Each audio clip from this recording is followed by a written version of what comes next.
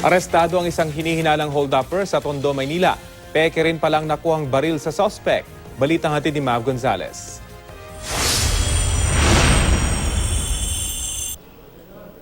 Sa unang tingin, aakalain mong totoong baril itong gamit ng isang hinihinalang hold-upper sa Tondo, Maynila.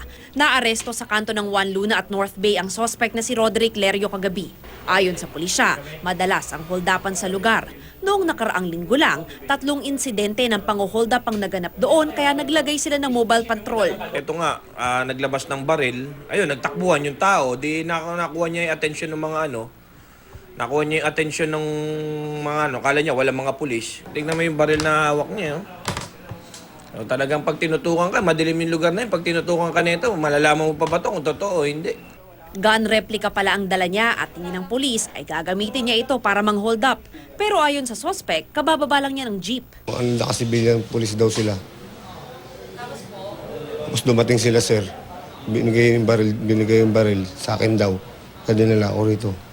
So hindi ko sa inyo yun, sir?